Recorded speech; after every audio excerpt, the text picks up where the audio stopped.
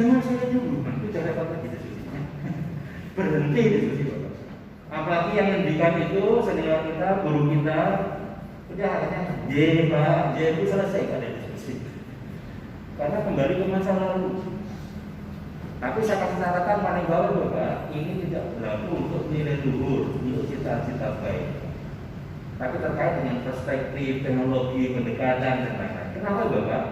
Selera zaman dulu Pak. Bapak kadang kita tanpa sadar di rumah juga sering kita bilang sama anak kita, "Leh, yuk, Bapak mau ya kok." Langsung gitu kan. Sekolahnya orang lo sendal, tambah sepatu. Itu kan dulu kan. Sekarang berbeda. Nah, ini sindrom yang pertama Bapak. Kemudian yang kedua adalah sindrom begini saja bisa. Nah ini juga kurikulum mau berubah. Akhirnya apa dihentikan oleh Pak Dekan misalnya. Dulu kurikulum itu saja ada yang jadi menteri kok, ada yang jadi direktur kok. Ngapain harus berubah kurikulum? Ini saja bisa. Akhirnya tidak berubah lagi. Ada yang kurikulum 2 tahun hasilnya juga sama, cuma berarti judul kan? Karena apa Bapak banyak kepentingan, banyak mata belakang namanya perlu kita lihat. Banyak Bapak ada yang di banyak tempat, mudah-mudahan tidak di tempat itu Bapak. Kurikulum bisa dibuat direvisi kan 4-5 tahun ya. Pertanyaannya kalau Bapak bandingkan sama nggak jalan? Mulai berpikir. Kalau beda berapa persen? Sudah mulai berpikir lagi ya. Kenapa Bapak? Karena kurikulum itu dokumen akademik atau dokumen politik. Saya menyebutnya dokumen politik Bapak. Kenapa? Banyak kepentingan ya. Salah satu kepentingannya adalah rasa memiliki terlalu tinggi Bapak. Ini mata kuliah dulu. Ini mata kuliah, ini mata kuliah. Kalau mata kuliah itu, buku saya ngajar apa? Buku saya nggak laku dan lain-lain macam-macam. Itu fakta sosial. Kita benar-benar tawarkan diri sendiri. Saya tahu lah stresnya ketua tim kurikulum. Pasti itu ada, selalu ada. Saya pernah jadi ketua tim kurikulum. Saya bilang sama Pak Kapolri menugaskan saya, karena organisasi yang sehat itu kan diperintah siapa saja mau. Meskipun Kapolrinya dulu masih saja. Sendiko siap, tapi saya punya satu catatan. Boleh berubah kan? Kalau nggak boleh berubah, saya nggak boleh ketua tim. Kalau boleh saya mau. Hanya selama proses kita mulai dari membenahi visi-misi. Jadi visi itu bukan sesuatu yang bagus dibaca, ditempel, di figura cantik, ada asesor ditunjukkan, tidak gitu. Karena itu nanti akan diturunkan visi termasuk juga profil lulusan plus kurikulum. Nah, suatu saat saya bilang sama Pak Kapolri, Mas, kita bosok sehari untuk menjawab satu pertanyaan. Saya bilang pertanyaannya cuma satu, mata kuliah apa yang akan kita hapus? Sederhana, sehari cuma menjawab pertanyaan mata kuliah apa yang akan kita hapus. Ibu bapak membayangkan kira-kira hasilnya? Tidak ada, karena rasa memilihnya terlalu tinggi. Pertanyaannya menyerah nggak kita? Jangan dong. Enggak, jangan kibarkan bendera putih atau gambarannya dulu Bapak. Akhirnya saya punya rumus. Sudah sekarang ini kita sepakati. Kurikulum baru nanti kita tidak tahu diminta ngajar apa, udah sepakati gitu deh. Wah ini buyar itu asosiasinya. Asosiasi milikmu itu hilang semua Bapak.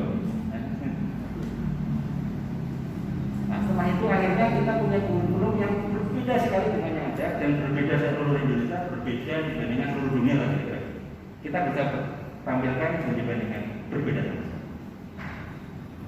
Gara-gara tadi asosiasi milik dia itu kita buang. Tapi risikonya harus belajar hal baru. Pertanyaannya tidak jadi kan seperti ini tidak cocok untuk semua prodi, kan gitu. Tapi ada prodi-prodi yang lebih fleksibel untuk berubah. Ini juga perlu masuk dalam radar kita itu. Nah, sehingga mata kuliahnya sekarang cuma sedikit, ada 8 SKS, ada 6 SKS, 1 semester cuma ngambil paling 4 mata kuliah sampai 5. Dan tugasnya kadang cuma 1 untuk 3 mata kuliah. Karena kita lihat bukan tugasnya, tapi kompetensinya.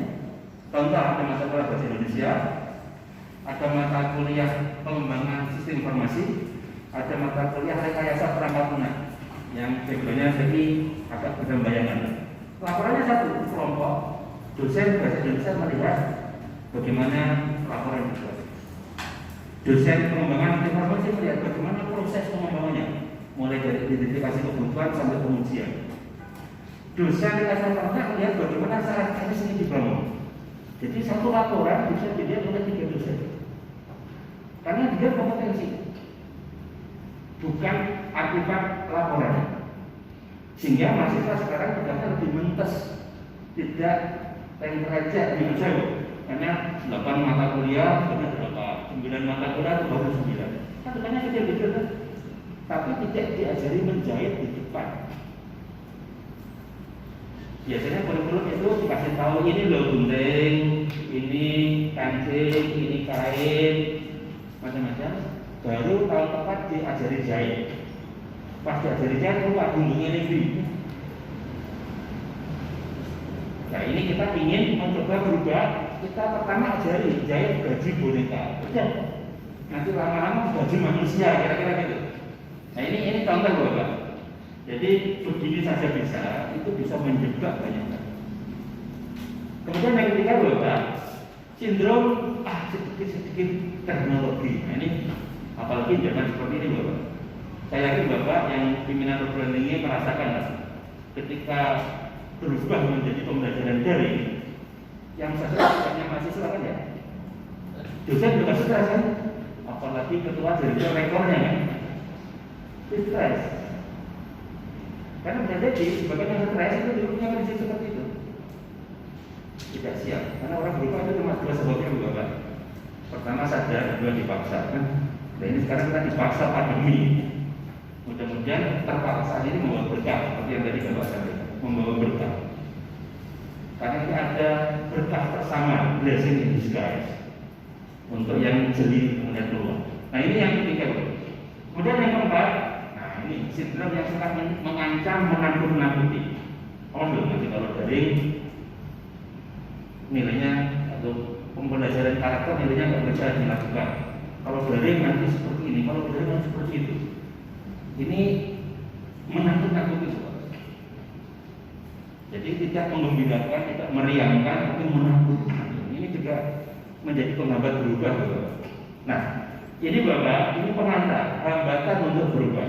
Nah, kalau kita lanjutkan diskusinya, saya ingin mengajak Bapak memahami konteks. Nah, ini ada 3 kategori di sini. Pertama, saya ingin mengajak Bapak diskusi pada level yang tinggi, karena kan semuanya pinginan. Tapi kalau Bapak ingin tadi, saya siap juga.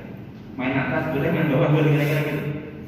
Kemudian, yang kedua, yang ini terkait dengan pembagian pada kedaulatan BTS yang berbeda. Harus inklusif kita. Jangan-jangan bilang guna itu paling baik, harus seperti ini, tidak mungkin bisa. Tadi Pak Pun sudah menekankan, yang jalan di UMY benar-benar jalan di UI. Mana konteks ini? UI itu misalnya egaliter. Ketua yayasan boleh dimarahi. Di tempat lain saya yakin berbeda ceritanya. Rektor boleh dimarahi. Rektor di email mahasiswa ya dibalas, di WA ya dibalas.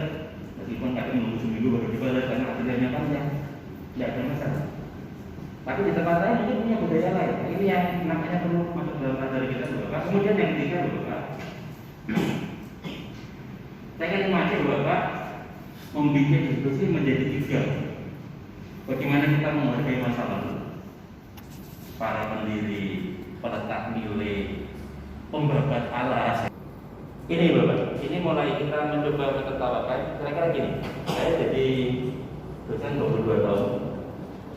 Saya ingat 14 tahun yang lalu nampaknya saya menjabat sejak masuk, karena dulu memang nggak ada orang. Saya generasi ketiga, gelombang ketiga dosen di kampus saya untuk informatika. Saya masih mengalami sejak hari di demo, itu masih ingat Pak ya? Setiap hari di demo beliau dulu bantu kami juga informatika ini. Nah, kali dulu di demo Bapak. Kenapa? Karena kita di teknik informatika tidak punya laboratorium. Akhirnya muncul dari ini teknik informatika atau sastra informatika ya kira-kira. Real itu Bapak. Artinya itu Bapak ini mengajak Bapak bahwa yang besar pun sekarang dulu mulai kecil. Nah, jangan sampai nanti kita cenderung berhenti berpikir karena ini kan memang sudah besar. Karena tidak tahu ada proses-proses yang selama ini tidak diceritakan. Di bidang mahasiswa dan lain-lain itu ada episode itu dan saya mengalami. Nah, akhirnya saya mencoba berpikir, Ibu Bapak dekan atau rektor, wakil rektor, ketua direktur pimpinan perguruan tinggi pernah ya punya ide bagus, punya gagasan baik, punya program yang luar biasa, dirumuskan dalam perintah, dalam RKAD, dalam program macam-macam. Pertanyaannya, jalan tidak Bapak? Ya, ada yang jalan, ada yang tidak. Banyak yang jalan atau banyak yang tidak? Tidak. Kalau jalan kira-kira jalan mulus atau perlu diingatkan terus? Ingatkan terus. Nah, ini Bapak, saya mencari jawab kok bisa gitu ya? Ini kalau nggak tahu jawabannya kan stres dan double kan? Akhirnya saya menemukan 3 jawaban Bapak. Ini yang 2 di antara. Ini dari literatur yang umurnya lebih tua dibandingkan saya. Jadi perguruan tinggi itu ternyata dalam loosely coupled sistem yang coupled terhubung tapi loose, longgar. Ini ilustrasi sederhananya, Bapak punya sepeda motor atau mobil, di rem itu tidak berhenti. Nah, itu kan remnya sudah dol, atau digasnya yang nggak mobilnya dol. Itulah kira-kira perguruan tinggi Bapak. Maka kita perlu mencari cara bagaimana remnya menjadi pakem. Yang kalau remnya diuntungkan kami, karena kami tidak pakem. Ini yang pertama Bapak. Jadi sistem yang terhubung tapi longgar, sehingga setelah saya tahu ini saya agak enak hatinya. Tidak suka marah, tidak suka stres, santai saja. Dan nanti kita akan diskusi kira-kira mengatasinya bagaimana. Dan yang kedua, perguruan tinggi itu adalah anarki yang terorganisasi. Boleh setuju, boleh tidak Bapak. Ini saya dapatkan dari literatur. Dosen pengen ngajar dengan gayanya sendiri, yayasan pengen mengolah dengan gayanya sendiri, pimpinan pengen dengan gayanya sendiri juga, mahasiswa juga sama, gayanya masing-masing. Ini kan anarki, tapi organize. Jadi satu kampus ini kan luar biasa. Anarki tapi bisa menyatu itu luar biasa. Nah sekarang tinggal pertanyaannya adalah anarkinya itu sejauh mana? Contoh kalau anarkinya itu rujak, ada yang senang rujak, ada yang senang es krim, ada yang senang bakso. Kalau rujak tambah es krim kan nyambung ya, rujak es krim. Bapak itu pernah bayangkan bakso tambah es krim? Satu mangkok kan dia enak kan? Nah ini contoh Bapak, ilustrasi saja. Jadi kampus itu adalah anarki yang terorganisasi, sehingga Bapak perlu navigasi yang cantik dan indah. Nah ditambah yang nomor 3 Bapak. Ini jangan marah ya kalau jadi dosen, saya juga dosen. Ini menertawakan diri sendiri ya. Ada buku menarik.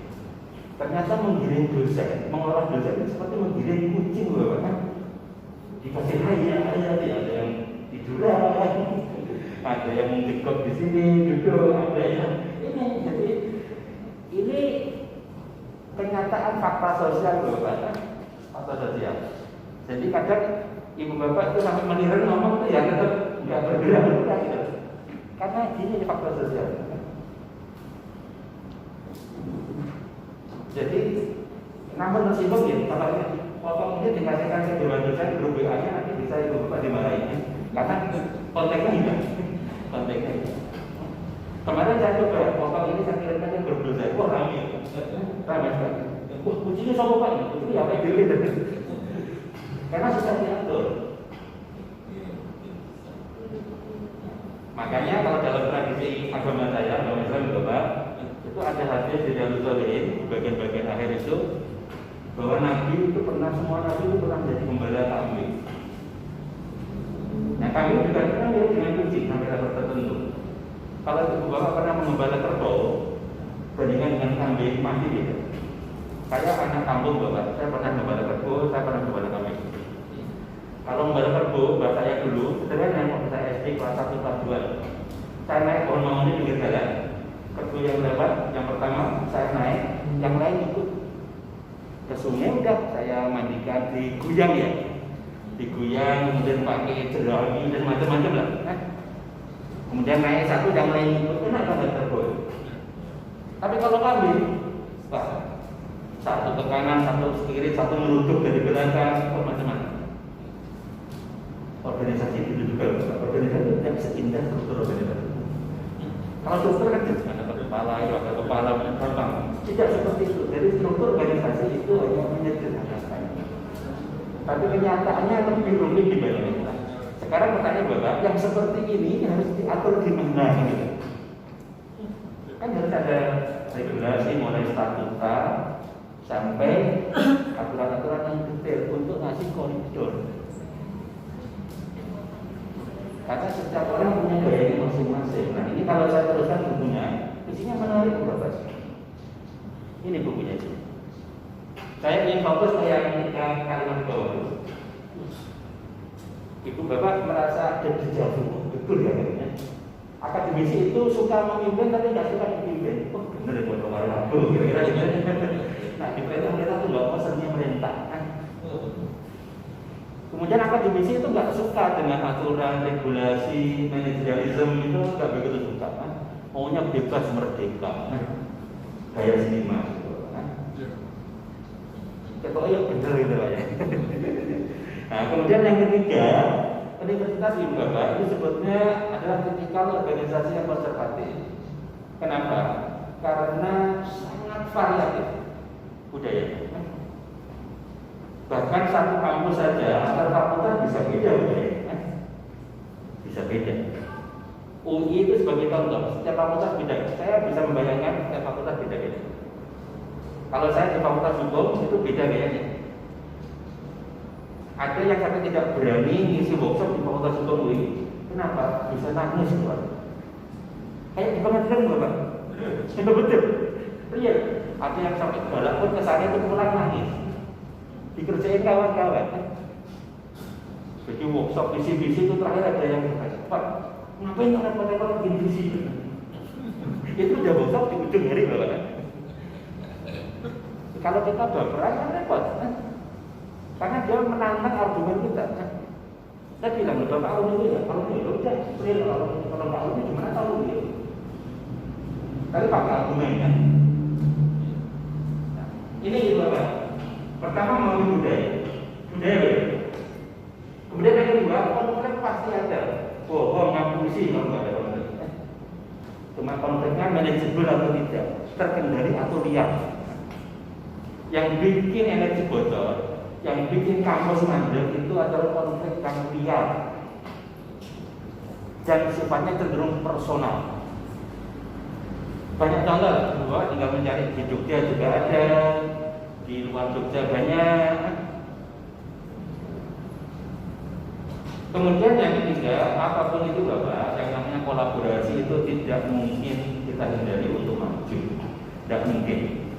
Kolaborasi nggak mungkin. Rektor sehebat apapun, gabungan Superman, Batman dan lain-lain di satu nggak mungkin kerja sendiri kan, tanpa hubungan pak direktornya, dekan, lajur, pak prof, dosen tekniknya dan lain-lain. Nah, kemudian kita sering bertanya bagaimana supaya kerjaan kita beres. Itu ada 4 C lagi. Itu bukunya menarik. Semuanya pakai C. 4C. Yang pertama in charge. Harus ada yang tetap bagaimana harus ada jadi ketua. Ada yang mandiri, ada yang mengambil peran. Take the lead. Itu harus ada. Meskipun kita nanti bisa membantu tugas, ada komite-komite. Ini bagian dari proses menjalannya supaya program bisa terlaksana. Nah, itu Bapak pernah nggak suatu saat mengalami seperti ini? Itu Bapak punya orang, nanti yang ketiga saya punya orang dosen atau janji dikasih kerjaan apa saja itu jarang beres. Ada ya? Jadi kalau buat tim itu ya orangnya itu terus kan? Akhirnya muncul konsep L4, lu lagi ya. Ya kan orang itu, tapi ada juga dikasih kerjaan orang yang beda, itu selalu nggak jalan. Ada seperti itu. Ada, dan ada yang sengaja nggak jalan. Pernah saya mulai satu, katanya kenapa? Kalau saya ini jalan nggak besok diberintah lagi. Real itu proses sekali Bapak. Jadi Bapak harus agak pengen telinganya. Beda-beda sebabnya sama-sama tidak jalan. Bukan karena nggak mampu, tapi dia punya alasan masa depan supaya nggak diperintah lagi. Atau jangan-jangan kita yang salah. Kalau sudah dijalankan tidak dikasih apresiasi, itu juga beda lagi ya.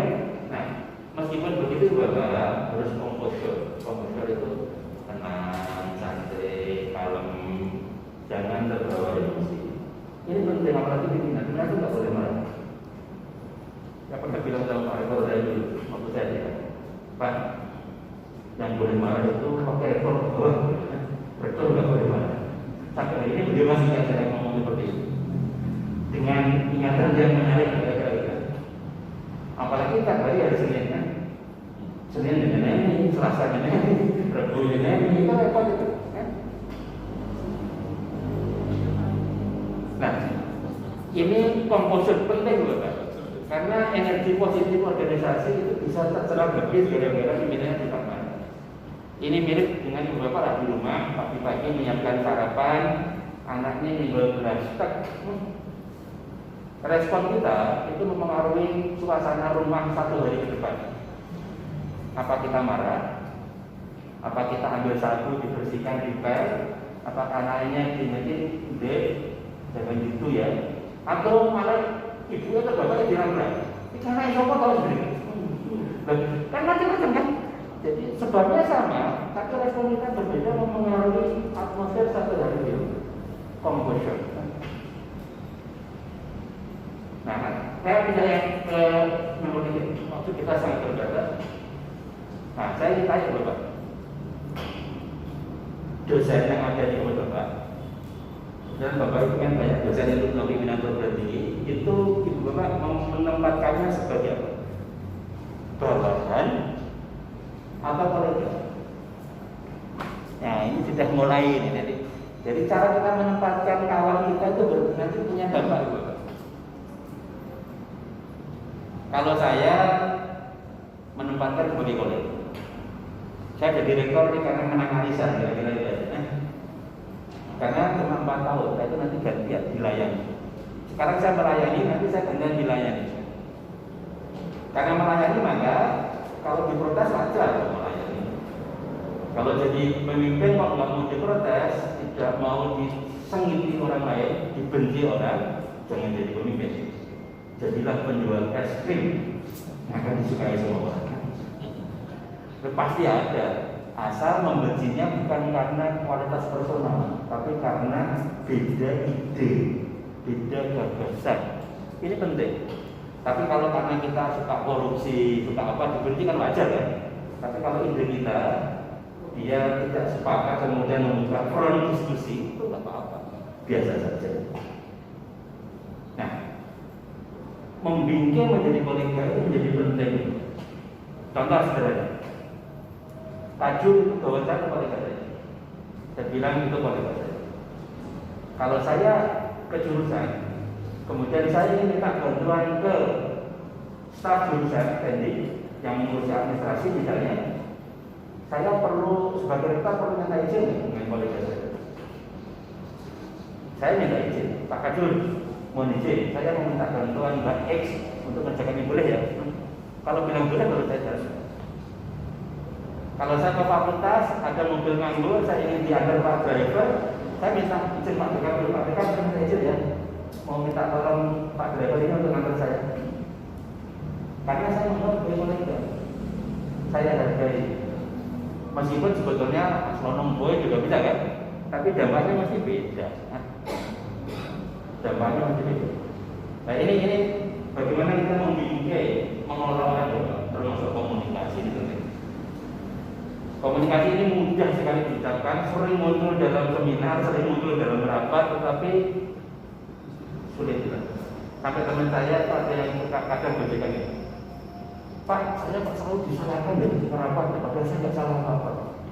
Karena yang bilang itu ketua prodi komunikasi juga Pak. Ini salahnya komunikasi loh. Padahal itu prodi komunikasi di dalam ini Gojek juga Pak.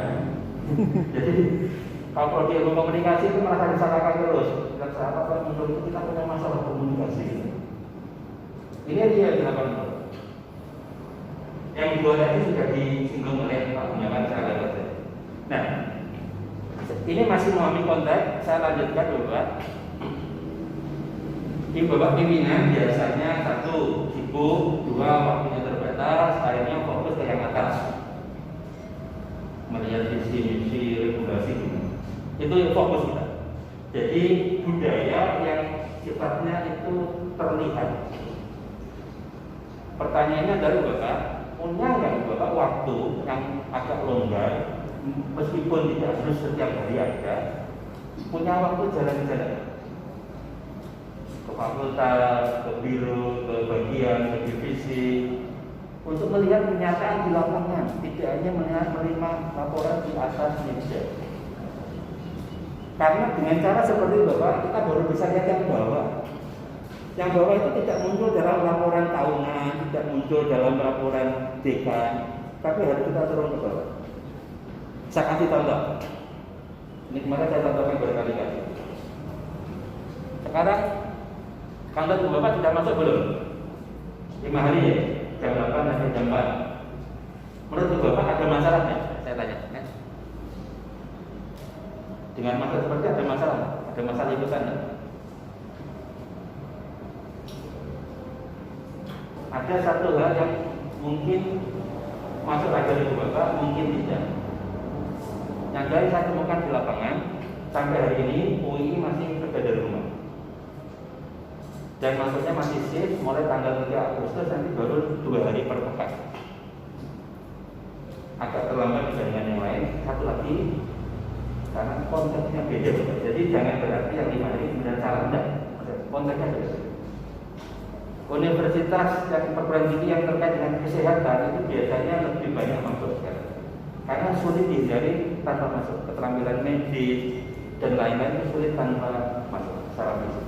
Nah, saya temukan ketika saya punya ide seperti itu saja, saya sudah ketemu teks di lapangan. Pak, nanti nak masuk 5 hari, anak saya gimana pada sekolah? Kan sekolahnya mesti daring sekarang. Pada anak saya nanti kalau sekolah itu pinjam buku saya.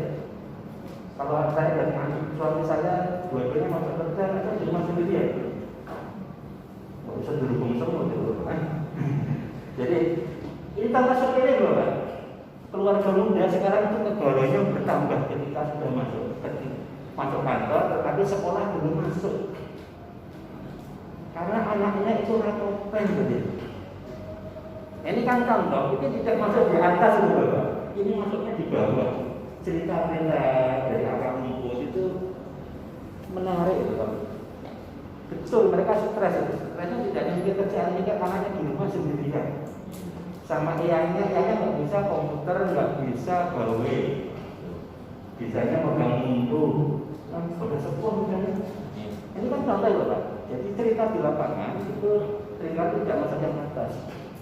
Banyak lagi yang bisa saya ceritakan, cuma waktunya sangat terbatas. Intinya apa Bapak? Coba lah. Kalau kita punya waktu, bisa jalan-jalan ke bawah. Kalau tidak punya, ada cara yang lain. Sebar agen. Siapkan telinga, diceritain apa saja mau. Banyak kok yang mau bercerita lewat WA, lewat apa. Pak, di sana ada yang gini, di sana ada yang gitu. Asal Bapak itu tidak marah, itu mereka akan cerita. Jadi kan bisa kita sendiri, bisa juga menerima umpan dari bawah. Kalau saya terutama lebih suka kalau bisa jalan sendiri. Makanya saya sering menerapkan manajemen by walking around. Manajemen dengan jalan-jalan. Ini pentingnya. Supaya tahu peluang-peluang di bawah. Nah, ini Bapak, saya mencoba mensederhanakan. Jangan ini mengelola universitas itu cuma mengelola 2 hal ini. Kalau mau kita jalan, satu, bagaimana kita membuat lulusan berkualitas. 2, bagaimana kita menjamin bahwa karya akademik, akademik yang dihasilkan juga berkualitas. Kalau ini masih ada, artinya kita masih punya alasan untuk hidup. Relevansi kita masih punya argumen. Tetapi kalau kita menghasilkan urusan yang menjadi bagian masalah publik, kita menghasilkan artefak akademik yang tidak bermanfaat, kita sudah kehilangan alasan untuk tetap hidup.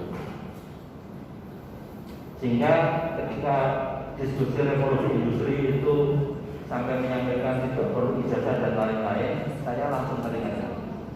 Dan ini ada di statuta kami, Bapak, dengan bahasa yang sedikit berbeda. Nah, yang jadi masalah itu Pak Bimo Yusuf, yang bicara kita tidak perlu ijazah itu pejabat negara. Kan repot. Nah kalau seperti itu kan PTN juga semua. Kalau konsisten ya, kecuali punya alasan lain supaya kita itu beda lagi kan. Jadi alasannya bisa berbeda.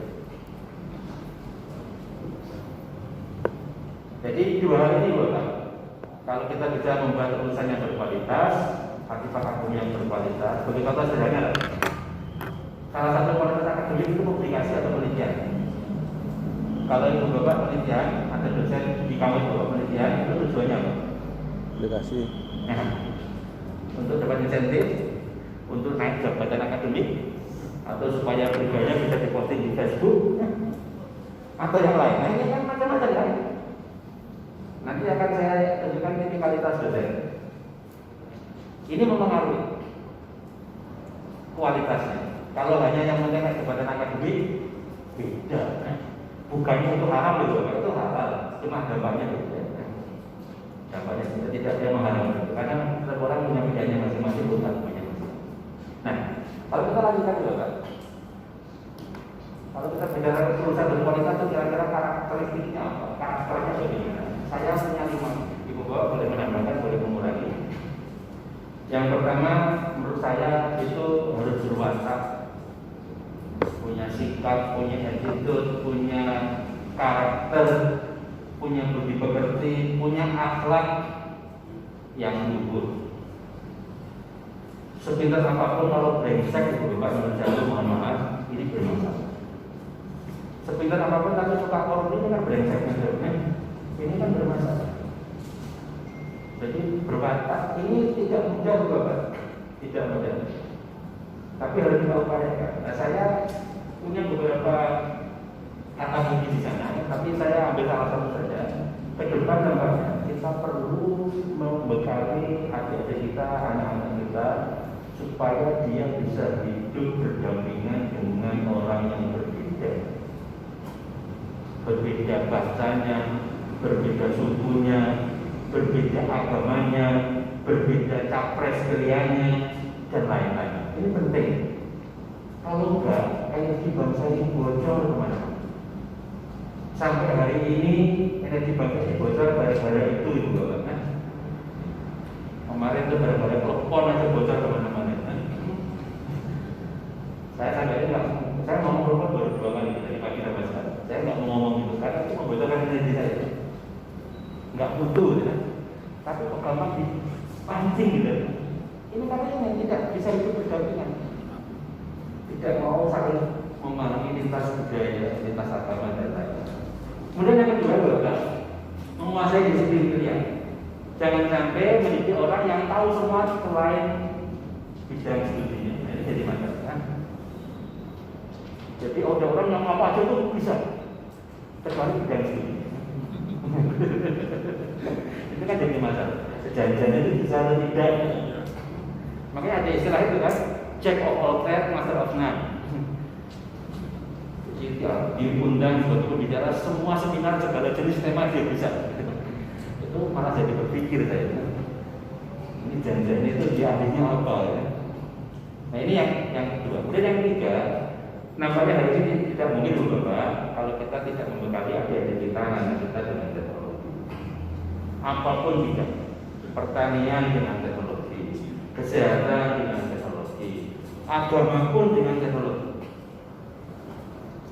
Bagi contoh kemarin kawan saya posting di sebuah buku Al-Arabul Quranul Karim, tebel begini kan. Kemudian Kemudian saya kirim, Mas, nah dibandingkan dengan corpus.quran.com bedanya apa Mas? Sama Pak isinya. Malah saya langsung bisa search ketemu corpusnya. Jadi setiap huruf ayat dalam Al-Quran yang contoh majalah pakai agama Islam itu sudah ada, ini posisinya majrur atau apa, itu ada jelas.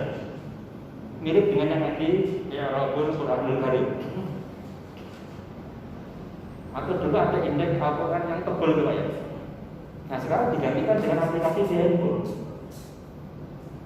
Artinya semuanya bisa dikawinkan dengan teknologi tanpa mengurangi keunggulan dari yang tanpa teknologi tadi. Itu bukan berarti kita menyebarkan sama sekali. Apalagi sekarang Ibu Bapak, kita ini kan termasuk muhajir digital ya, migran digital. Anak-anak kita itu termasuk pribumi digital. Lahir macamnya langsung ada HP di sampingnya, ada internet di sekitarnya. Kita ini kan migran, beda. Nah, sehingga mereka pernah kita berkali menjadi warga global yang digitalized kira-kira. Oh sekarang bangun tidur mulai tadi yang pegang pertama HP Bapak. Itu fakta sosial Bapak. Jadi ini penting. Dan yang keempat, menguasai bahasa internasional. Monggo Bapak didefinisikan. Entah Inggris, entah Arab, entah Mandarin, monggo. Karena ini penting untuk membangun komunikasi. Dan saya yakin di ruangan ini semuanya bisa lebih dari satu bahasa. Ya minimal Jawa sama Indonesia. Ini penting karena orang Indonesia itu luar biasa. Namanya poliglot. Kalau bisa lebih dari satu bahasa. Kalau bisa dua bahasa namanya apa? Bilingual. Kalau bisa satu bahasa, kalau saya sama kawan saya Amerika bilang 6 julukan orang yang bisa satu bahasa itu adalah Amerika. Kalau orang Amerika itu cuma bisa bahasa Inggris juga. Kan mereka sulit kan kalau orang semua. Kalau orang Eropa masih bisa Jerman, bisa Prancis, bisa macam-macam karena lintas negara, karena lintas provinsi juga. Ini penting. Kemudian terakhir Bapak kreatif. Ini penting mengajar kreatif. Nah, kreatif ini modal dasar untuk inovatif. Kreatif ini yang penting baru. Kalau inovatif itu baru dan laku. Nah, kalau kita berpikir terus liar tapi nggak ada yang membeli ide kita, nggak ada yang jadi produk, nggak ada yang jadi jasa, nggak ada yang di program, itu hanya kreatif, belum inovatif. Jadi inovatif itu baru dan laku. Nah, ini karakter warga atau lulusan itu. Kalau kita lanjutkan, belum ya? Nah, ada 3 hal yang saya sederhanakan bahwa pertama kurikulum. Ini penting. Kurikulum ini masih mirip dengan resep. Sama-sama yang goreng antara McD, KFC, Olive, apa lagi sekali? Banyak sekali kan? Roket. Geprek, roket kan? Itu beda resepnya. Kan resepnya kurikulum itu resep. Nah sekarang pertanyaannya, kurikulum kita itu saling tempel dari tempat lain, copy paste dari tempat lain atau bagaimana? Ini penting. Makanya ke depan kalau ada workshop kurikulum juga ini Pak, ya. Jadi ini antara desainnya seperti apa dan eksekusi. Karena mendesain kurikulum itu menurut saya tidak hanya tergantung dari dokumen akhirnya Bapak, tapi dari prosesnya juga penting. Melibatkan semua dosen itu penting supaya merasa memiliki dan paham dengan kurikulumnya. Mungkin prosesnya agak mahal, menjadi lebih lama, tetapi ngerti. Ngerti itu bahasa Inggrisnya apa ya? Jadi menyambungkan internalisasi proses itu. Ini yang pertama. Kemudian yang kedua sumber daya. Saya sebut pertama di sana manusia. Saya sering bilang kawan-kawan saya di kampus, mengelola kampus itu sebetulnya mengelola manusia. Nah manusianya masih beres, dosennya beres, dadiknya beres, insya Allah kamu lain itu. Banyak masalah mungkin karena tidak beres. Dosennya tidak beres, dadiknya. Nah ini melengkapi perspektifnya Pak Gunawan tadi. Jadi manusia itu penting. Baru ini ada infrastruktur, ada gedung, regulasi dan lain-lain. Regulasinya juga nanti mengatur manusia. Contoh, di Bapak ada kebijakan biasa ada peraturan disiplin pegawai. sanksinya bagaimana, proses penjatuhan sanksinya bagaimana, dan lain-lain. Lalu itu semua terkait dengan manusia. Semua regulasi yang jatuh manusia. Nah, baru yang ketiga Bapak manajemen. Manajemen ini leadership, kepemimpinan. Ya, ini saya Bapak bisa menunjukkan kepemimpinan saya. Ibu Bapak percaya tidak? Orangnya sama yang dipimpin.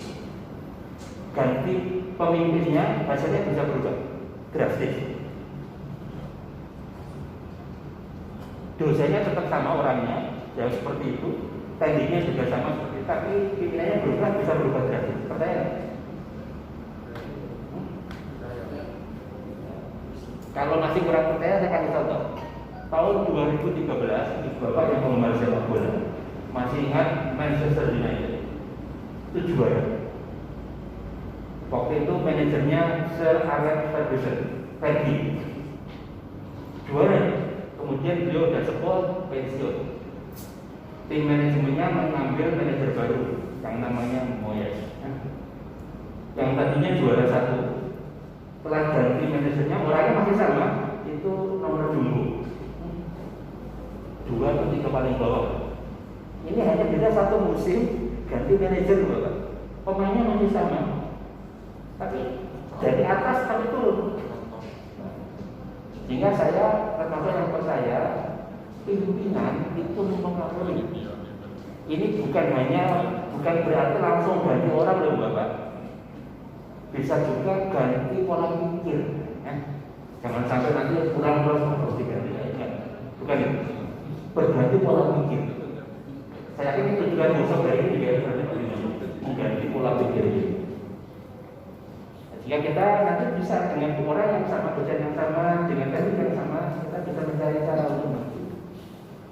Karena saya ingin mengajak Bapak untuk diskusi tidak ada yang kudune, tidak yang seharusnya. Tapi kita bisa apa tahu?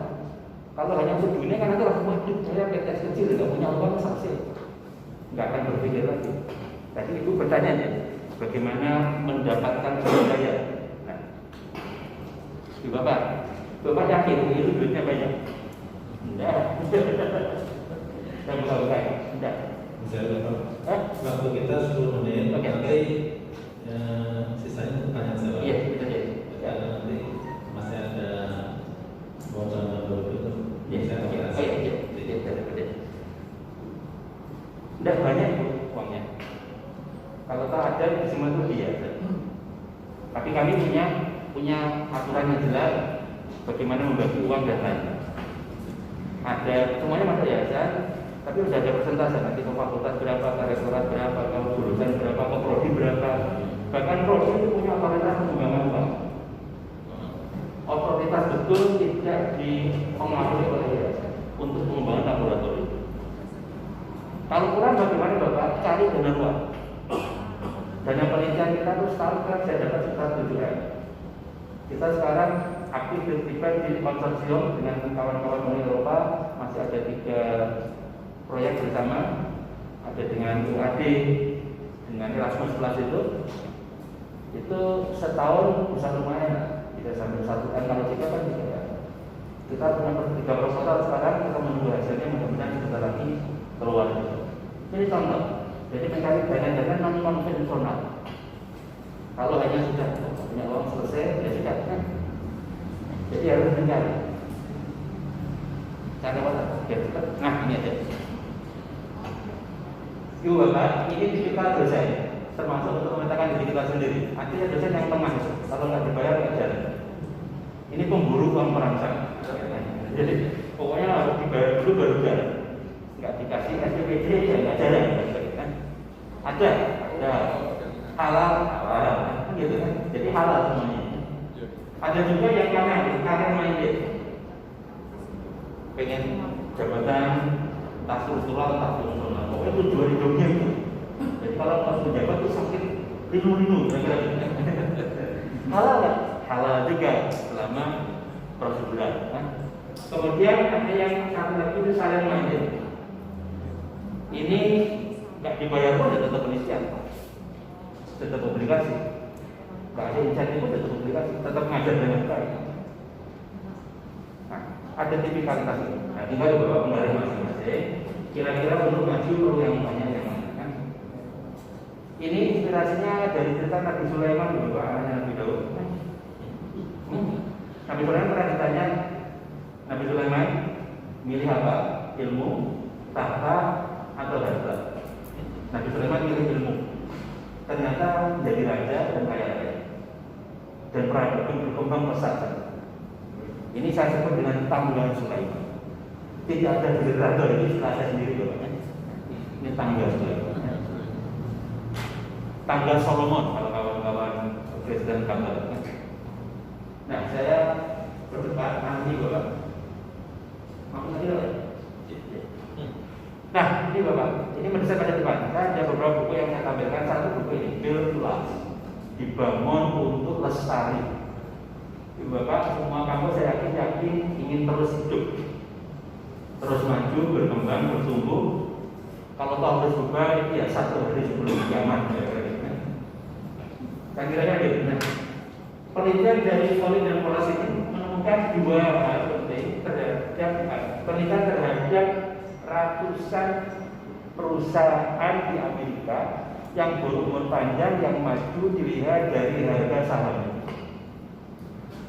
Ada dua hal penting yang harus ada di sana. Yang pertama adalah core identity, identitas. Ini mulai nilai, visi misi, tujuan bersama. Ini harus dirawat dari awal. Ternyata perusahaan yang berumur panjang itu dari awal sampai tidak gonta-ganti tujuan. Tidak ada ini yang mendasar, tapi konsisten, istiqomah. Nah, ini penting. Kemudian yang kedua, ada envision future, masa depan yang dibayangkan bersama-sama. Jangan hanya masa depannya diinginkan, tapi dibangun bersama-sama. Karena apa? Karena ada hal itu execution cascade, yaitu eksekusinya itu harus mengalir dari atas ke bawah. Kalau atas bergerak, bawah bergerak, nggak mungkin terjadi juga perubahan. Ini gampang diucapkan loh, tapi harus dikawal betul. Kalau betul, yang kedua ini Bapak. Ini Bapak, kalau saya tanya, lawan dari hebat itu apa Bapak? Tidak hebat, gitu ya? Buruk, jelek. Nah, temuan menarik dari Colin ini, lawan dari hebat Bapak itu bukannya tidak hebat. Lawan dari hebat adalah baik. Kalau ibu Bapak sudah merasa baik, kampus ibu Bapak sudah merasa baik, jangan berharap menjadi hebat. Karena sudah merasa baik. Jadi ini penting ini.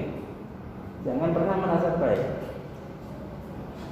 Nah, sekarang pertanyaannya supaya menjadi hebat bagaimana Bapak? Kita desain bareng-bareng, ada rumusnya. Kalau Bapak mau meminjam dari Colin, ada 3 disiplin. Yang pertama adalah disiplin orang yang disiplin, disiplin people, orang-orang yang disiplin. Ada 2. Satu, pimpinan. Kita Bapak semuanya. Pimpinan yang bagaimana? Pimpinan yang punya visi ke depan, punya kemampuan eksekusi yang baik, tapi di sisi lain dia tetap rendah. Tidak suka publisitas. Kalau ada prestasi itu prestasi tim saya, kalau ada masalah itu salah saya. Jangan dibalik. Kalau salah itu salah tim saya, kalau prestasi itu siapa dulu rektornya. Beda lagi. Perlu pimpinan seperti itu. Kemudian yang kedua, dahulukan orang baru tujuan. Makanya tadi Bapak itu pernah dengar kalimatnya dengan lu lagi kan? Itu berarti Bapak itu ketemu orang-orang baik yang bisa diajak pergi kemanapun. Pertanyaan sekarang, bagaimana orang seperti itu diperbanyak? Menurut saya bukan ganti orang, tapi mengubah pola pikir, mengubah pola. Karena ganti orang itu bahaya Bapak. Kemudian yang kedua adalah pemikiran yang disiplin. Ada 2 aspek di sini. Yang pertama adalah itu Bapak, seberapa rela kita, seberapa ikhlas kita, bukan ikhlas, seberapa mau kita menerima fakta meskipun brutal, meskipun pahit. Bilang misalnya ada yang lapor ke Bapak, Pak, misalnya itu seperti itu loh, kita tenang, ini masa sih? Kan kemarin dari baik saja kan gitu. Karena kita suka punya sindrom denial gitu Pak, suka menolak. Ini jadi masalah. Jadi harus siap menerima fakta seperti apa. Kemudian yang kedua adalah ini konsep menarik. Konsep landa. Konsep landa ini, landa itu hewan yang bisa melihat cuma satu aja, tidak bisa melihat banyak. Nah, satu ini mirip dengan Cristiano Ronaldo, kira-kira gitu. Cristiano Ronaldo itu punya 3 hal. Satu, dia punya kecintaan ke sepak bola, hobi, dia menjadi yang terbaik di bidangnya, kemudian dia hidup dari situ. Mungkin nggak Bapak cari di kampusnya masing-masing yang sama dilakukan, yang kita bisa menjadi terbaik di situ, dan kita hidup karena itu. Ada mahasiswanya, dapat kerjasama dan lain-lain. Konsep lain. Kemudian yang ketiga Bapak adalah aksi tindakan yang disiplin. Pertama, membangun kultur disiplin. Tidak mudah, tapi bisa dilakukan. Saya contoh kecil Bapak, contoh kecil saja. Tadi saya cerita 16 tahun lalu saya ceritakan. Waktu itu saya punya masalah. Tapi kantornya masih terlambat, pulangnya cepat. Saya nggak marah. Saya cuma bilang setiap hari saya sama Pak Padek ini saya janjian hotel saya masuk nanti jam 8 pulang. Selalu tiap hari, dan saya tidak masuk kantor ruangan, tapi saya duduk membuka laptop di meja dekat dengan mesin presenter. Kalau ada yang datang, itu misalkan datang jam 8, saya cuma bilang assalamualaikum, gimana saya lihat jam. Cuma lihat jam itu juga saya lihat ya. Ada orang yang lihat jam, dia lama-lama kok ingin tahu ya, ternyata saya itu dia ngasih tahu ke dia kalau dia terlambat. Terus kemudian waktu saya punya program sangat sederhana. Ya, gini aja. Yang 1 bulan tidak pernah pulang terlambat, tidak pernah pulang lebih cepat, tidak pernah datang terlambat, saya kasih bonus. Ya bulan. Waktu itu 100.000 sih ngasih. Ternyata setelah itu hampir setiap hari datangnya Bapak. Dan bahkan ketika ada yang kebanyakan, karena itu banyak bocor Bapak, itu langsung langsung waduh, kehilangan 105.000 nambah sama 100.000. Itu kan jadi loh dalam budayanya. Padahal dengan intervensi yang sangat sederhana. Ini bahasa Jawanya adalah urip tanpa aturan. Jadi tanpa diatur harus ngerti. Jadi Bapak nggak capek mengingatkan dia lagi. Kemudian terakhir teknologi gunakan dulu. Dan namanya untuk hari ini tidak sulit lah meyakinkan Bapak soal teknologi penting. Waktunya sudah habis. Nanti saya bagikan ke Bapak. Dan mudah-mudahan nanti bisa membuka diskusi lagi. Saya kembalikan kepada Pak Sarah. Mohon maaf. Assalamualaikum warahmatullahi wabarakatuh.